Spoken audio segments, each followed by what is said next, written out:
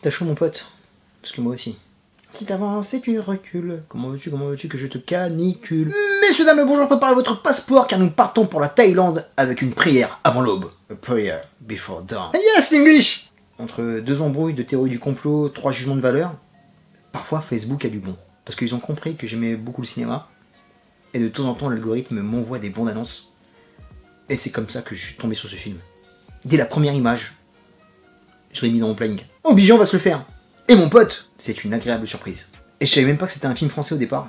Le réalisateur Jean-Stéphane Sauvert a fait un énorme travail. Alors on débarque son passeport, son visa, de l'autre côté de la carte postale thaïlandaise.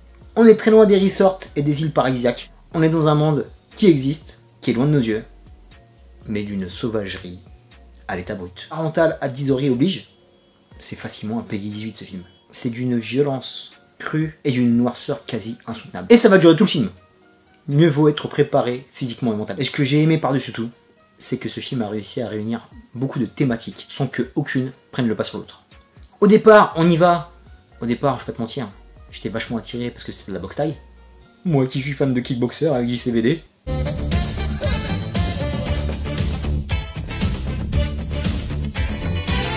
Comme il le laisse penser sur l'affiche. Mais il y a aussi d'autres sujets forts, comme l'addiction à la drogue, le film de prison, et un peu en sous-rubrique, l'expatriation. Mais c'est l'expatriation où ça part en couille. On n'est pas du tout dans Kickboxer, comme je viens de citer, ou dans Very Bad Trip numéro 2.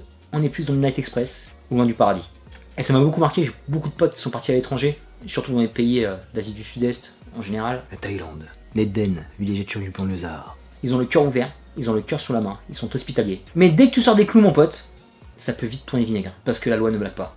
Et c'est ce qui est arrivé à ce pauvre type. Et ce qui est fort aussi par rapport à la réal, on a un côté très documentaire, allié à une réalisation qui est vertigineuse. Il y a une maestria à tourner en plan serré, que j'ai rarement vu. Parce qu'avec ce procédé, on étouffe! La reconstitution de l'univers carcéral thaïlandais fait flipper à mort. C'est pas les mêmes prisons qu'on voit aux States ou en France. Et j'ai été aussi subjugué par le langage des corps. C'est un film de peu de mots, mais ici, tout s'exprime par le corps. C'est un film anatomique. Car les gens dans ces prisons, avec la chaleur qu'il fait, il n'y a pas de climatisation, ils passent leur vie à poil. Et en plus, ils sont les uns sur les autres. Il n'y a pas de cellules avec 2 détenus. Ils dorment dans des dortoirs, à même le sol. Collés serrés. Il y a une promiscuité et une humidité qui te rebute. Et en plus de ça, on a toute la violence animale qui traverse le corps, la souffrance physique. Entre les Thaïlandais qui ont leur CV tatoué sur tout le corps et leur visage, flippant, prêts à te suriner à la moindre faiblesse. Quand on voit le corps blanc, fluorescent et très athlétique de Joe Cole qui contraste avec les leurs, c'est saisissant. Et c'est là que tu vois que le travail de réalisation est fou, quoi. Bravo Jean-Stéphane! Très important le décor, parce qu'on reste pratiquement à 90% du temps en prison, et cette prison est extraordinaire. Extraordinaire, pas dans le sens c'est kiffant, hein. C'est un purgatoire. Et ce qui est fort par rapport aux autres films de Tollard, c'est qu'en général, les prisons sont plutôt sombres, toujours avec les mêmes teintes grises. Là, c'est une prison à ciel ouvert, ce qui fait que c'est hyper illuminé. D'où l'expression l'enfer à ciel ouvert. Là, il y a sens. Et tout le côté boxe taille est complètement fou. Il y a un véritable respect de cette boxe, un respect aussi au niveau spirituel. Là-bas, c'est le sport national, c'est une religion. Et celle-ci sera peut-être la porte de sortie de Billy. Franchement, quand tu es réalisateur et tu filmes un sport de combat au cinéma, c'est un art à part entière. C'est très difficile. Il y a la référence Rocky, mais il y a des films où c'est très moyen. Et là en plus c'est de la boxe taille, c'est une boxe qui se fait très près du corps. Il y a beaucoup de corps à corps, il y a beaucoup de coups de genoux, il y a beaucoup de coups qui sont proches de l'adversaire, mais le rendu est impeccable. De la première scène où il se fait ganter par son ami gamin, en passant par l'entraînement qui est d'une véracité de ouf, les combats, la camaraderie entre boxeurs qui est importante, la connivence avec le coach, c'est fantastique. Et ce que j'ai bien aimé par rapport au combat, c'est qu'il a pris le parti pris de filmer en plan séquence. On est au cœur de l'assaut, ce qui fait qu'on est complètement en immersion avec Joe Cole. On prend les coups avec lui, et je peux te dire que ça fait bobo. Et ce procédé sied parfaitement à ce sport de combat. C'est tiré d'une histoire vraie, Billy Wilder, qui a été arrêté pour trafic de yaba. Ça va être l'équivalent du crack thaïlandais. Je ne connais pas beaucoup en drogue, je suis désolé.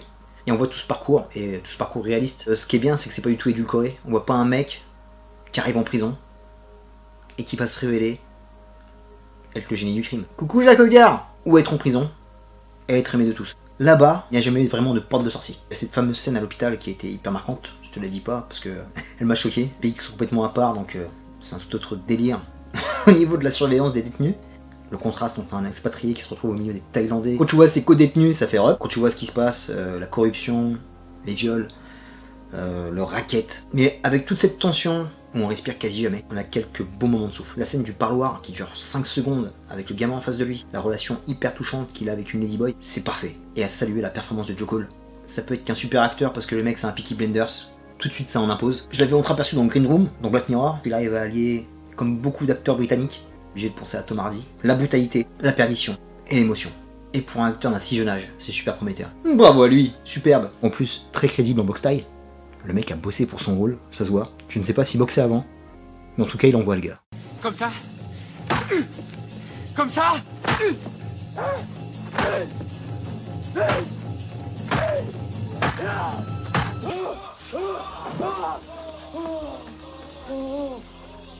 Je te la raconte pas, mais la toute scène de fin est parfaite. Et ce qui est bien aussi, c'est la direction d'acteur. Jean-Stéphane Sauver a fait appel à des amateurs, d'anciens prisonniers, pour que ce soit réaliste, et des boxeurs locaux thaïlandais. Quand tu vois la performance de tous ces types, c'est bluffant. Ils sonnent plus vrais que vrais. C'est une super découverte. Ça fait un mois que j'essaie d'en parler sur la chaîne. Je sais pas s'il est encore disponible en salle. Je sais qu'il va avoir une petite carrière américaine bientôt. Je crois qu'il sera au mois d'août là-bas. J'espère qu'il fera parler de lui, qu'on puisse le mater en Blu-ray DVD. Parce que c'est un film qui vaut le détour. C'est le vrai film de prison. Parce que des fois on abuse un peu sur la tôle. Et c'est un vrai film de boxe thaï. Mais à l'état brut. Pour conclure sur une prière avant l'aube, grand bravo à Jean-Stéphane Sauver. Ce film m'a encouragé à aller voir ton premier film, Johnny Mad Dog. Faut absolument que je le vois celui-là. Un film au coup de poing, on peut le dire. Étouffant. Qui fait mal à la vie. Si tu traverses une période difficile et t'es un peu dépressif, je te déconseille d'aller le voir. Par contre, si tu veux voir un film vrai qui prend au trip, fonce mec. Jean-Stéphane, avec ses peu de moyens, a fait 10 fois mieux que Nicolas Winding-Refn avec Only God Forgives. Je veux pas dire que Only God était une daube, il voulait nous montrer quelque chose de la Thaïlande sans parler de rien en fait. Et là, Jean-Stéphane a réussi à nous faire un vrai film, haletant et prenant sur ce pays. Ça te pondra au trip et viscères, et ça te donnera peut-être envie de faire de la boxe thaï. Qui sait, c'est vraiment un beau film que j'ai vu cette année. Et il faut encourager le cinéma français, il faut encourager les talents qui ne sont pas dans la lumière, et je fais un gros big up à Jean-Stéphane. Bravo mon pote. Petite anecdote autour du film, en pleine promotion, avec Jean-Stéphane Sauver qui présentait le film, je crois que c'était à l'UGC Châtelet-Léal, Billy Moore qui devait être là pour la première, et un des acteurs thaïlandais du film ont été arrêtés. Décidément Thug Life. Terminus pour une prière avant l'aube, je te dis à très bientôt pour de prochaines vidéos. D'ici là, porte-toi bien. Fais attention quand t'es à l'étranger mon pote. Peace. In Southeast Asia. Thailand. Natsuko! Natsuko! Natsuko!